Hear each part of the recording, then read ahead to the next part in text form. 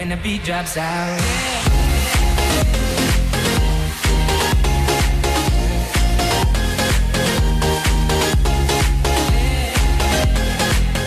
What's up, guys? This is my buddy here, and today we're back with a bit more of Everlasting Summer, and we're joined by a Soviet Union pioneer camp leader and a bikini that pretty much has her boobs hanging out the bottom.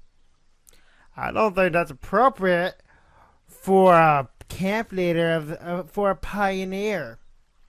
Miss Olga Dimitrievna. No, it's almost time for lunch, and we still can't find Shurik. Leader said, standing before me in a wet swimsuit, and I want you to look for him. Seems like I'm the only pioneer in this entire camp. I was sincerely outraged. Every time it was getting clearer that Olga considered me her errand boy to be used like a slave. She's gonna be mad, or vice versa. If I came to you, then I want you to help me. Why exactly? You were swimming instead of looking for him, Olga! What the fuck? However, after giving it some thought, I decided to agree.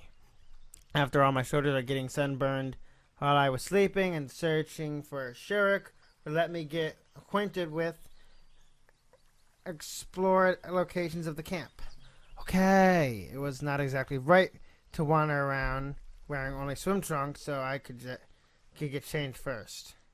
She was in a wet swimsuit. She wasn't looking for him. She was enjoying the beach. Bullshit. 10 minutes later, I stood outside Olga's cabin, deciding where to go.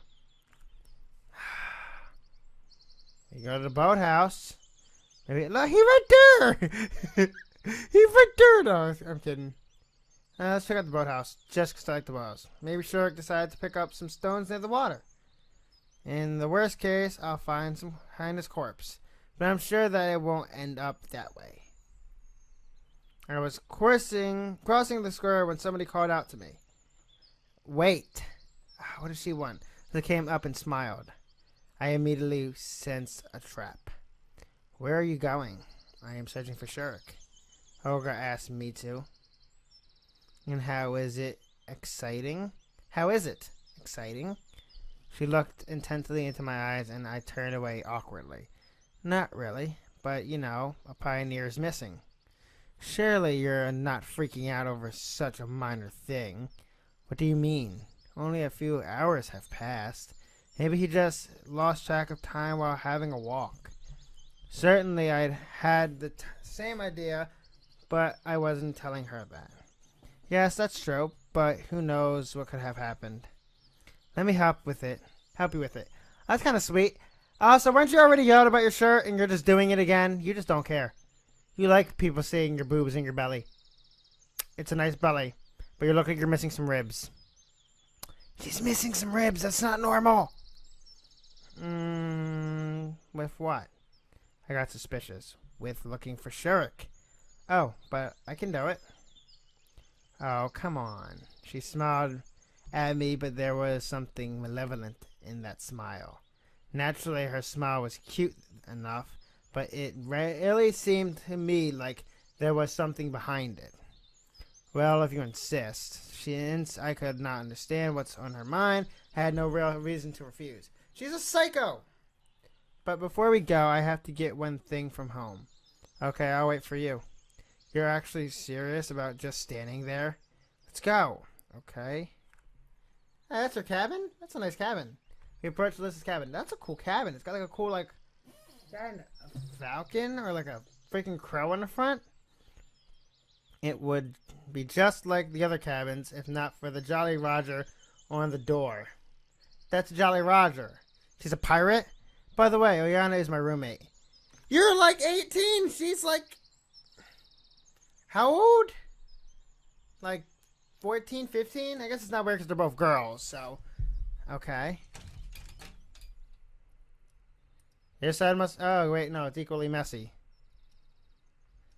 Hers must be the rock star side, and Oyana's was the sporty side, tomboyish. We entered the cabin. The complete chaos inside really reminded me of my old flat. Though why I thought of it as old. In general, I would imagine a girl's room differently. Snow white sheets, walls, floor, and ceiling shining spotless. That's an assumption. You shouldn't assume. Not every girl's the same. Some are messy. But when you considered that the two most explanatory pioneers are living here, we just stood silently for the time. And what did you need to get? Huh? Seems like I interrupted Alyssa's thinking. Yeah, it's not here actually. Wait here. I'll be back in a minute. She smiled and ran out. She seems really flaky today. I began to examine the room. What is she up to? I don't trust her. She kind of makes me uncomfortable. Why do I keep hanging out with her? Wouldn't say that there had been an explosion. It was just a decent mess. At least by looking at all this mess created in one Pioneer session, I can surely say that I am not the messiest person in the world. Decoration of my apartment took years to be completed. I wasn't thinking about anything in particular, was just looking around the room. Posters of Soviet artists, some books on the shelves, various household items, and then I realized that everything is wrong. Something will happen soon. Something bad. Why did Alyssa leave me here all alone? There was something I had to discover. My gut told me that it's dangerous to stay here. I went to the door and tried to open it. Locked. What a surprise. How did she manage to quietly lock me in? Oh, what the fuck is happening? I don't understand. Why'd she lock me in here in Organa's room, in her room? I don't know what's on her mind, but I need to get out of here. I went to the window and opened it and climbed out. Oh, there's a Jolly Roger on the door. I was going to see behind her. Now I can go and take care of business, or I chose the second option and waited. What is the reason she had me locked up? I wanted to know what was happening, plus really wanted to see Alyssa's face when she finds her room empty. I hid in the bushes next to the house and waited. After some time, I heard footsteps. Alyssa and Olga came to the house. You'll see everything for yourself. She opened the door and went in. A few seconds later, she ran back out. And his face looked as if she'd just won the mouse catching competition, but at the last moment found out that it's not a real Olympic sport. So he just disappeared. Asked sporadically. I did the right thing closing the window after myself. Oh no, I understand everything. Oh, you and your roommate, every time the same thing. Haven't you had enough yet? But it's true. Really? One story after another. Simone in your cabin. Simone harassing you. Why do you keep lying? That's horrible. Well, Olga's on our side. We've actually done none of that. Alyssa's actually a liar. She's been harassing us. Really upset, and to my surprise, was not trying to argue. On the one hand, it was funny to look at, but on the other, I felt a bit sorry for Diva. She deserves it, though. Haha. Our leader finally finished scolding her and left. Alyssa was mad. She clenched her fist and trembled. Face was flushed. Seemed to me that she was going to explode. I sat in the bushes and laughed quietly. However, I was wondering what was on her mind and came out of my hiding place, not afraid of being beaten. So, what exactly did you want to show the leader? Me? Alyssa turned and looked at me with disbelief. After a moment, surprise turned to anger. You. What about me? She came down a bit. I wanted to get even with you.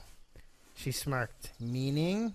You lost the bet, so I wanted to show the camp leader how you're stalking me. I wonder what wrong Olga could find in this situation. But let's move on. I see. Maybe I should apologize to you, I asked sarcastically. Screw you. She went into the house, slamming the door. I wasn't angry at Alyssa. In the end, I'd expected her to do something like this. Anyway, I got through it without consequences. 'Cause we're smart. I would have got caught in there and just like, well, I got locked in here. I was very lucky. Her confusion and embarrassment just made my day. Chuckling, I left Alyssa's cabin, which was about to become my death trap. Well, we never actually checked the boathouse. We never actually checked there. Game. He could be there. No choice but to go to the bus stop. The bus stop seemed to be a fine choice. A strange thought came across me. Perhaps Shurik is the same situation as me, and so he decided to run away from this camp, maybe by the 410 bus. It could really turn out to be true if he came here by accident too, though the chances of that are quite slim. But you never know. What if the bus would really come? However, I could hardly believe in that. And indeed, I spent a couple of minutes waiting at the bus stop, made sure that there were no signs of Shurik or anyone else here, and headed back into the camp. Somebody rushed out from behind the gates and bumped into me. The impact wasn't strong, so I just staggered. Miku stood in front of me and rubbed her bruised forehead. Oh, sorry. It's alright. It's my fault. I was going to the music club, but got lost and thought about a new song, thinking up the lyrics and music. I hadn't realized how I got here, so we don't have to apologize. She's so cute. I love her. My words per minute rate obviously exceeded the recognition limits of my brain. I made an attempt to retreat promptly. Sure, gotta go, Oh, wait. I wanted to leave as usual without having to listen to her, but Miku grabbed my hand. Would you not harass Miku and be mean to her? I love Miku. Leave her alone. Her grasp gave me the creeps as I got clear vision of an agonizing execution by another rap session. Can you help me a little, please? Just a teensy-weensy bit? That definitely wasn't on my to-do list today. Well, I'd be glad to, but it's pretty please. Miku looked at me with such puppy dog eyes that my heart started to melt. She totally wasn't going to let go of my hand. And what help exactly do you need? You'll accompany me. I can't manage to compose on my own. I can sing or play. I can't do both at the same time. Hey, Papa, stop drinking the water. Why do you guys drink water when I'm in the middle of recording? There's so many other times to drink water. Why you drink water now? Stop drinking the water. You done yet? Jeez, how thirsty are you? The bowl's there all day. Full of water. You choose now to drink the water. Oh, don't come over here and try to give me that crap. Even our virtuose has her weakness. Well, I can't really play any instrument. Never mind that. I'll show you everything. Come on, let's go. Going with Miku. Of course I'm going with Miku. On the other hand, I'm not losing anything. However, she dragged me along with her.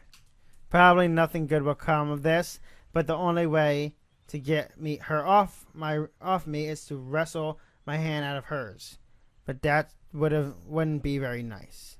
Nothing bad will happen after all, probably. It's fucking Miku. I would love to have Miku drag me into a freaking recording session.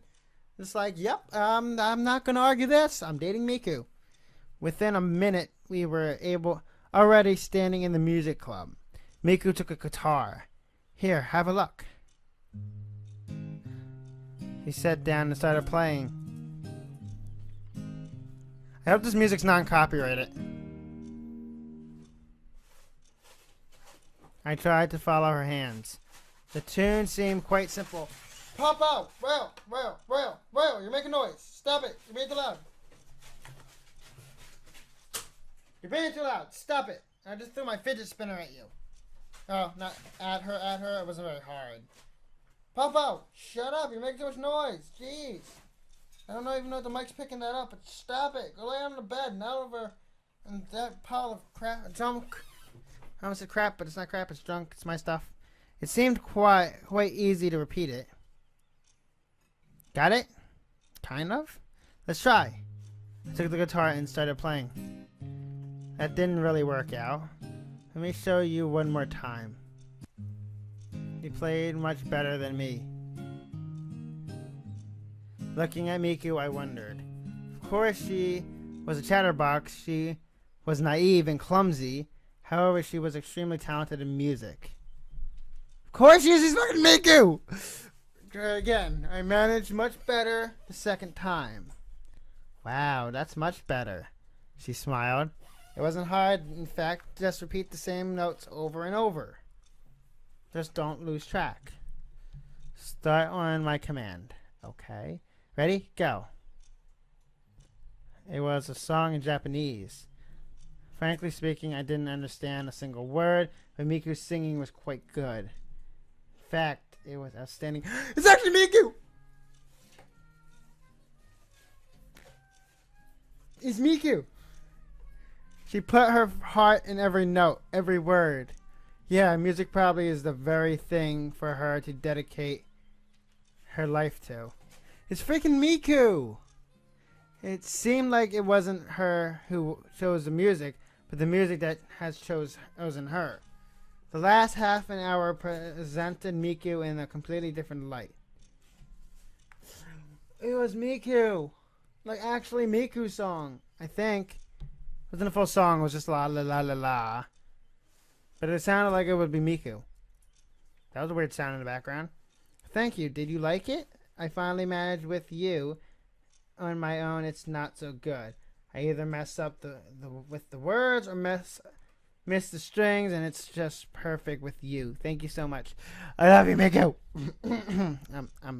Everything's fine. You really have a talent, you know? Just to play like that without any preparation. Nope, it seemed I changed my opinion about her too hastily. Thanks for the song. Gotta go. See you. Thanks for it. You could have let her finish, jerk. The rest of her words were left behind the door. Because you didn't let her finish, dickbag. I leaned on the wall of the club cabin and sighed. Don't sigh. Miku's song was still playing in my mind. Good. It's torture. I went for lunch with mixed feelings, with a sense of accomplishment, with a realization of time wasted. It wasn't wasted. You were hanging out with fucking Miku, you fucking prick. The canteen was crowded. I couldn't stay unnoticed. Olga called me. Simone, come with us. The Cavalier, Slavia, and Electronic were sitting at the 4-seat table. I nodded and went to get my food. This time I had to spend several minutes in the queue. Today's menu didn't really differ from the other day's menus. The dishes looked the same at least.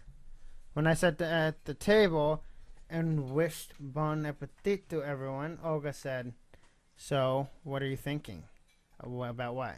We searched for Shurik all around. It's noon and he's nowhere to be found. Hey, that rhyme. We searched for Shurik all around. It's noon and he's nowhere to be found. I don't know why I'm rapping it.